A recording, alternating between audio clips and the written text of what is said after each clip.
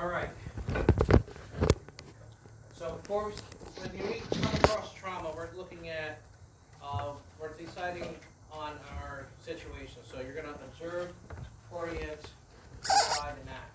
You're going to decide whether you're dealing with trauma or a medical situation. When you're dealing with a trauma situation, that's where we're going to go into your true TCCC situations. Okay? Number one is mass bleeding. You want to stop the bleeding.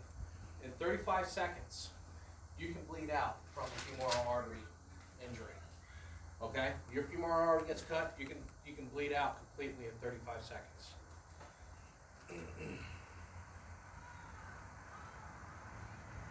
There's two different types of, and that's when you want to get that tourniquet on. Okay?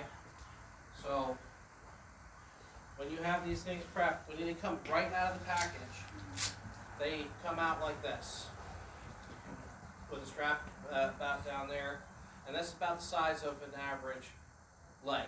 Okay, in the not medics, I just said it, special forces, they have been folding their tourniquets like this, which I really do like.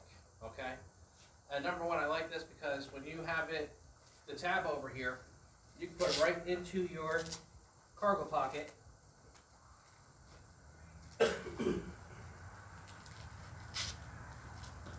Have the strap over, and anybody who has this kind of training knows that you have a tourniquet that can help you or somebody else. Okay? I always pack mine with a Sharpie to make sure that you can write the time that you apply that tourniquet. Okay? And when you fold it like this, you get a much bigger loop versus this. And the reason why I like a bigger loop is people like to carry a lot of junk in their cargo pockets. People like to have big bulky boots or clothes.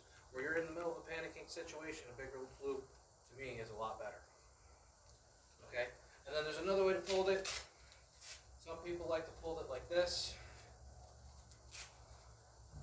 with a tab like that, and that's another way to do it. If whatever feels comfortable for you. People like to fold it like this so that they can grab it and not mistake the difference between the tab to be able to pull it tight. When you put this thing on, okay, when it comes out, the best thing to do is that. Okay, you pull this thing out, place your thumb right here. Okay, let's say you're doing do it for yourself, whether you're doing right or left. Okay, you're doing it on your arm or your leg.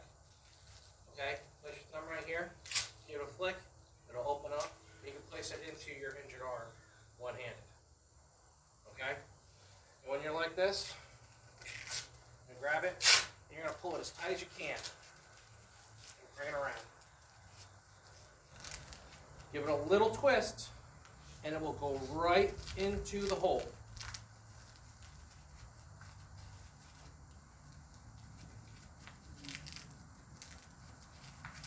You want to get it right in there.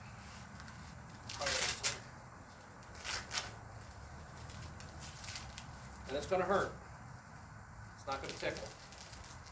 Yeah, what I was told is you was when you put the tourniquet on somebody saying, this is going to suck. Yeah, and then you give it 1, 2 twists, and then you fold it over. And then it's going to start cutting off the circulation. You can see the veins start popping up here. Okay, it's doing its job. Now there was an old rumor that you can't take these things off. And there is a process to do that, to take them off. I'm not going to cover that today. We'll cover that another time for longer extended care. But you can take it off within 2 hours.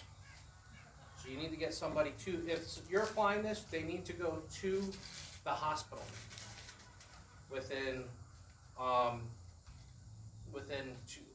2 hours, so that if they're going to make a determination to take that tourniquet off, they can do it there. All right.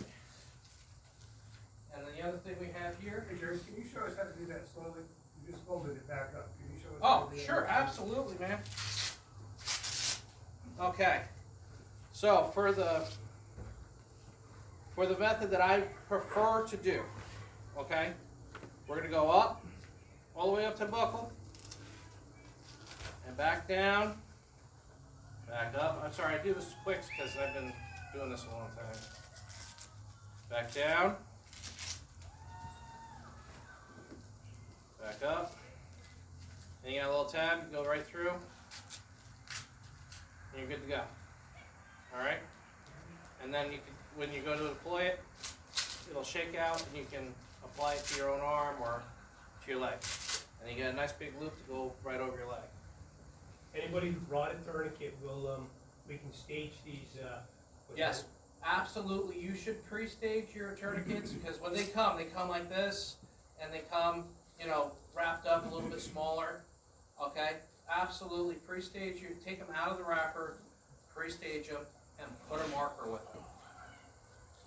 Okay. Just one quick question. Let's say Murphy shows up. You've got somebody with an arterial bleed. Okay. Murphy shows up. Your tourniquet's all messed up. Is there a way to apply pressure or try and control that bleed while you work out the issues with the tourniquet? Absolutely. And if your patient is conscious, get them to apply pressure to the site. Your patient is conscious, get a buddy. When you realize, when you're OODA loop and you realize that you got a massive bleeding starting, you should be on your radio calling for help. You should be getting some help. Whether you're doing it on radio, and in ham radio laws, doesn't matter what channel you are on. If you're on the police channel and you have a legit emergency, you are allowed to call them. Okay? I don't know if anybody knows about the ham laws. If there's an emergency, you are allowed to call on the radio. Yeah. So it's part of the Good Samaritan law. Right. You can call on any of the police or emergency channels and say, help, I'm at this address and I got somebody with a massive bleed, somebody go help. Right. So, when you are in a situation, and you know, a lot of people like to talk about the tactical situation, okay? And this can be applied to everyday life. The number one use in America for a tourniquet right now is motor vehicle accidents. Not a lot of people realize that, you know, your little kid that you got sitting at home and in your bedroom, and then you get into a car accident and you're bleeding out, you could really use it there. All right. Okay. After the tourniquet's applied, you're going to be putting in combat gauze. Okay. This is not for going in people. This is for training. It's a Z-fold. This is the quick clot. It's permeated with a clay-based coagulant, and depending upon the person, okay, for a military-age man between 18 and 35, they're saying it's going to clot in 3 minutes. So you got to maintain pressure and this gauze for 3 minutes into the wound, okay? So what you would do, okay, after you got your tourniquet on here, okay, you're going to determine where the blood's coming from, okay? So you're going to want to be pushing towards the heart. So you got pressure on that wound, okay? And you need to maintain pressure. You're going to stuff your gauze and maintain pressure, covering without lifting off of that wound. Because if you lift off that wound, the quick clot is just going to blow out of there and it's not going to be effective. Okay? You want to maintain pressure, thumb over thumb, pushing into the wound. Okay? To make sure that you are maintaining pressure on that. And what you can do, after you realize that your wound cavity is now full, put the rest of that on top of there and maintain pressure. Okay, this is an emergency situation. You're not going to need to cut anything or anything like that. You want to pre-stage your pressure dressing, okay, which is just a bunch of elastic and a pad. Okay? While maintaining pressure, you get that on there. And this has got Velcro on it. You're going to get it around the leg. And like I said, if your patient is conscious, let them help you keep pressure. Okay?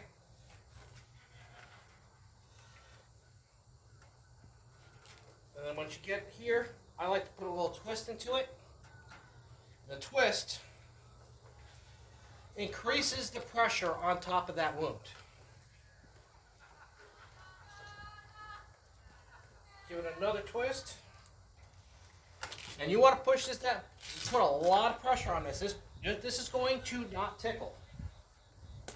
And then you put your keepers on here. And the keepers, whether they break or not, it's okay if your keepers break, because this has got Velcro throughout it to make sure it maintains pressure. And if you want to feel that, it feels really, really hard. This is where the pressure level that you want to put on it. Okay, if you want to come up, you can go ahead and touch it and put your hands on it. Feel what you're looking for. What about Israeli bandages? I carry one of those. This is the same effect as the Israeli. The only thing is you gotta go back through and around, right? Right. Okay. On the Israeli, you loop in and you back through and come Right, back okay. around and ratchet down.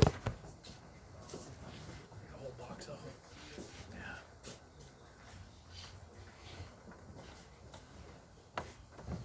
Yeah. Now, with there's another product, and now if you have like blood thinners and stuff like that, that will definitely delay the clotting factor for the 3 minutes. There's another product out there that some religions don't like to use it because it's made from shellfish. But this is Celox. Celox comes in a powder, and it turns into a gel when it comes in contact with blood, and will stop bleeding within 1 minute. This should be definitely considered to have in your kit, especially if you're dealing with a neck injury, or like a brachial injury, or a femoral injury. Something definitely to consider. Does that come into Bearcat? This does not come in the Bearcat. I got this from North America Wrestling. Is there a scenario where you'd want to use that more than quick lot? Yes. If, like I said, it's made with shellfish, so it's unclean. But if you have somebody with blood pressure medications, beta blockers, you got somebody with anemia, you have somebody with that's on Coumadin.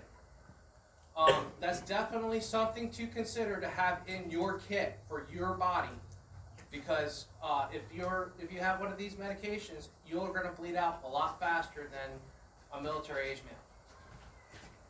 I mean, and a major femoral bleed, right? Huh? A major femoral bleed. Major would make femoral sense to bleed, dump that yeah, in too. sure. But I definitely recommend using the Z cloth, especially for femoral bleed, because you want to get that. You don't want to sit there and make a decision on this stuff. You want to grab your quick cloth, rip it open, Yeah. and start putting pressure in there. Okay?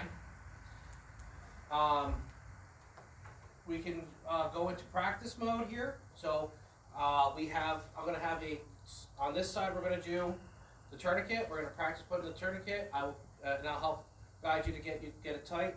And then we'll do pressure dressings on this side, and I'll check them and help you with practicing.